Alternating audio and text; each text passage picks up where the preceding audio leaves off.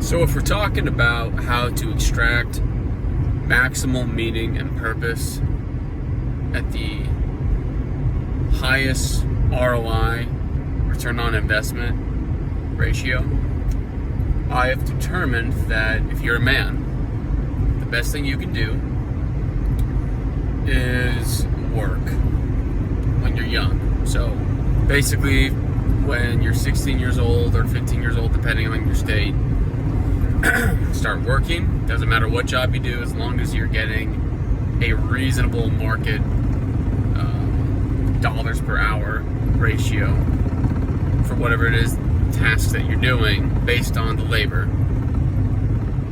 If that's retail and you're able to score $16 an hour, that's not too shabby. I mean, granted, after taxes, it's going to be like $11 an hour, but that's still money in your pocket, and that's more than I made for my first job. My first job, really, I was making, I think, $10 an hour. Yeah, $10 an hour is about how much I was making. But the fact is, if you're a guy, you're young, work as soon as you're able to, live in your parents' house if you're able to. If you're not able to, excuse me, find a group of solid guys, 4 or 5 if you have to, find some place to rent. And if you're a really solid group of guys, buy a house together and just live there. You don't have to live there forever, but it's good to have some equity. And equity is sometimes better than just renting. But renting's going to be more realistic for most people. So find a solid group of guys, 4 or 5 guys. They're clean, they're cut, they don't waste their money on shit, they don't destroy your house every single night. I'm talking like a hardy group of dudes, and trust me, I promise you, you can find these kinds of folks. You can find these kinds of guys, no matter where you're at in society, in America. You can find them. If you were to split a rental between 5 dudes, that could bring the cost from, say, $2,500 a month down to $500 a month, which is far, far more affordable for living than just affording that rental all by yourself as an average earner. The next thing you need to do is you need to find the cheapest, most nutrient-dense food possible. I am personally a fan of ground beef and eggs and cheese, but if your ground beef is just too damn expensive, that's fine. You can make a monthly trip to a Costco or a Sam's Club, something along those lines, and you can reasonably keep your grocery expenses under $500 a month, very reasonably. If you're spending an average of $5 a pound per pound of ground beef, that's 3 pounds of ground beef a day, which would only be about $15. If you only got, say, 2 pounds of ground beef, that's $5 you can spend on 2 dozen eggs, on average. Of course, that's not always going to be the case, but on average. The point I'm trying to make is that you can really make your grocery expenses be less than $500 a month for a single individual male, okay? So far your monthly expenses to exist is about $1,000. Car. Do not buy a new car. Do not buy a car off a lot. Find one on Marketplace. Find one on Marketplace. Find a car on Marketplace. I promise you, if you look long enough and you're patient, you will find a car.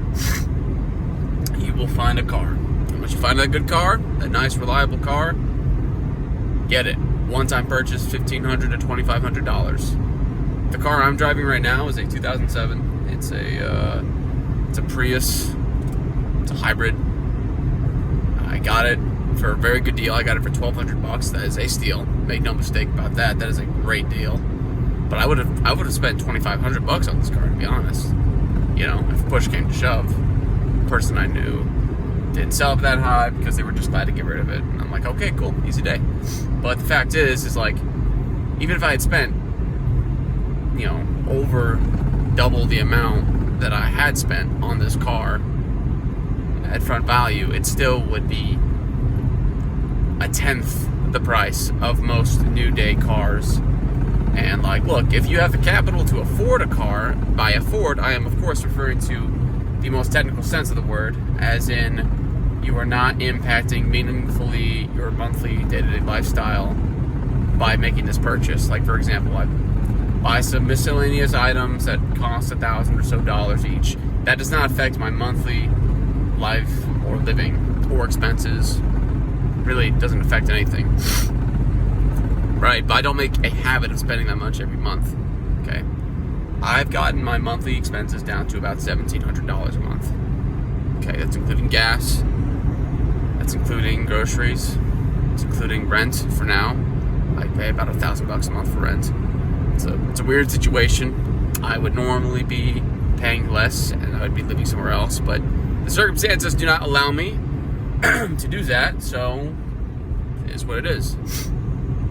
I have bought, I think, maybe 5 pairs of pants in the last year, and I don't imagine I'll be buying any new clothing next year, unless it's dirt cheap.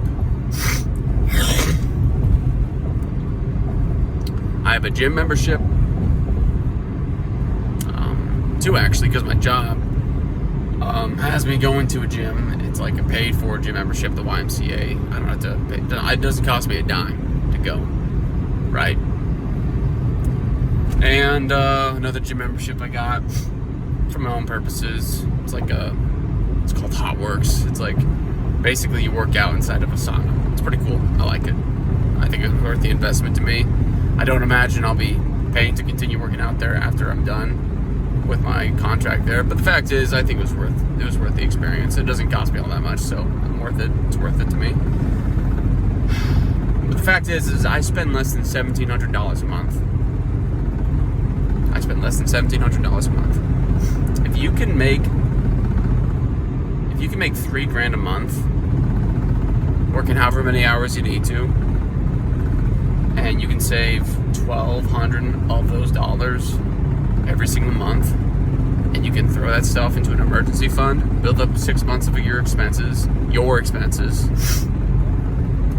and then throw the rest of it into long-term compound interest investments and diversified portfolios, you can literally retire in 20 years. You can retire in 20 years. And I'm starting to think that's really the only way for men to live. Unless you have a very particular, promising career, and it's going to be worth the hours you will be spending working for that industry, whatever. I think it's time for men to work minimalistically, to live frugally, and to just enjoy the finer things in life. The finer things in life are not expensive. Okay, the gym. Nothing beats the gym. The gym is one of the best investments you can ever have. Now, I'll be honest, technically it is cheaper in the long run to just buy your own gym equipment and work out. But the fact is that you are far less likely to utilize your gym equipment regularly if you're not working out with somebody else, even if they're just in the same room, okay? Also, it's a bit of a ritual and a social joy to work out in the presence of others. It's gratifying, and there's nothing wrong with that. It's a perfectly fine thing. But the gym is a good investment. It is a good investment, and it is worth your money. You can find a gym for as cheap as $18 a month for a 24-hour membership. You know, there is a gym in a town near here that's literally $18 a month. That's like the cheapest gym I've ever seen over the last couple of years. So it's a phenomenal thing. The point I'm trying to get at, though, is that I'm keeping my expenses ultra low for one solitary purpose: to build up my diversified portfolio, to build up my investments. I already have $28,000 put into my investments right now. It was an initial investment. I also have $36,000 in a TSP Roth IRA account, which of course I can't touch till I'm 59 and a half, right? But it's important to have some type of retirement that gets to skip out on the taxes. It's worth it. It's a good safety net to have for retirement. most of my money is going to be going towards these investments. And I see no purpose in working towards buying a home. I see no purpose in towards paying to go out to eat, going to things that are unnecessarily expensive and cost me time and money and sanity.